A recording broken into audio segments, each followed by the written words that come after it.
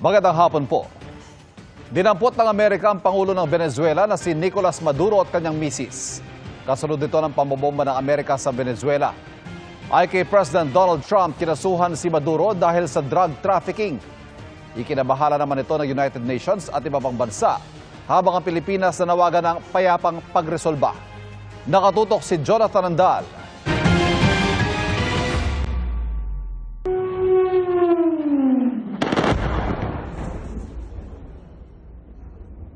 Nagulat ang mga taga-Venezuela sa biglaang mga pagsabog doon. Sabado ng madaling araw, hapon naman dito sa Pilipinas.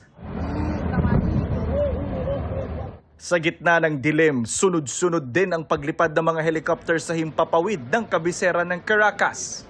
Pag-atake na palaya ng Amerika na kinumpirma ni US President Donald Trump. At my direction, the United States Armed Forces conducted an extraordinary military operation in the capital of Venezuela. Overwhelming American military power, air, land, and sea, was used to launch a spectacular assault. Higit pa sa pagpilay sa mga Venezuelan military installation ang kanilang pakay. Dinampot ng elite unit ng US military ang kanila mismong Pangulo, si Nicolas Maduro, at ang kanyang unang ginang na si Celia Flores. Inilipad sila pa Amerika at pagdating sa New York, idinerecho sa US Drug Enforcement Agency para harapin ang iba't ibang kasong may kinalaman sa droga, kabilang na ang narco-terrorism conspiracy at cocaine importation conspiracy. Batay sa mga inilabas na dokumento ng US Attorney General, nakikipagsabwatan at ginagamit umano ni Maduro ang kanyang posisyon para magpuslit ng toneladang cocaine sa Amerika at protektahan ang mga kasabwat nilang drug traffickers. Sangkot daw rito ang mga civilian, military at intelligence official. Sabit sa mga asunto ang kanyang misis. Dati nang pinabababa ni Trump sa pwesto si Maduro na inaakusahan niyang sumusuporta sa mga drug cartel at sangkot sa pagpapapasok ng droga sa Amerika. Maduro and Flores have been indicted in the Southern District of New York. It's Jay Clayton, for their campaign of deadly narco-terrorism against the United States and its citizens. For many years after his term as president of Venezuela expired, Maduro remained in power and waged a ceaseless campaign of violence, terror, and subversion against the United States of America, threatening not only our people, but the stability of the entire region.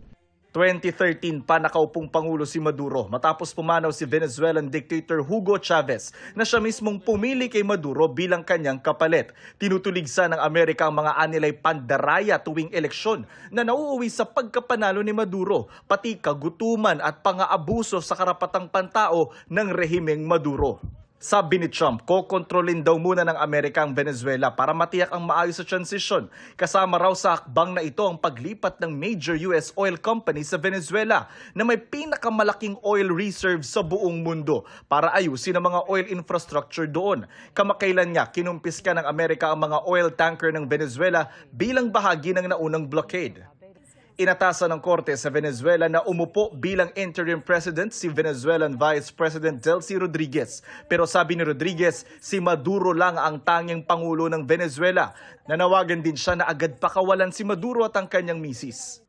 Naaalarma ang United Nations sa pag-atake ng Amerika sa Venezuela na ayon sa UN ay kawalan ng paggalang sa international law. Maaari na itong magsilbing dangerous precedent. Ipinrotesta rin ng mga taga-Venezuela at mga kaalyadong bansa sa Latin America at Estados Unidos ang pagdakip kay Maduro at ang pag-atake ng Amerika. Pero may mga nagbunyi rin sa ginawa ng Estados Unidos. Nakabantay naman ang Pilipinas sa sitwasyon sa Venezuela ayon sa DFA na nanawagan ding maresolba ang gulo sa mapayapang paraan at iwasan ang paglala ng gulo. Handa raw ang embahada sa Bogota, Colombia na tulungan ng 74 na Pilipinong nasa Venezuela. Kinondena naman ng ilang mambabatas ang panghihimasok ng Amerika sa Venezuela na labag sa rules-based international order, lalo na sa soberanya ng Venezuela. Panibagong yugto raw ito ng imperialismo ng Amerika at pinakikita ang isyu ng pakikialam ng mga major power sa mga problemang panloob ng ibang bansa. Para sa GMA Integrated News, Jonathan Andal, nakatutok 24 oras.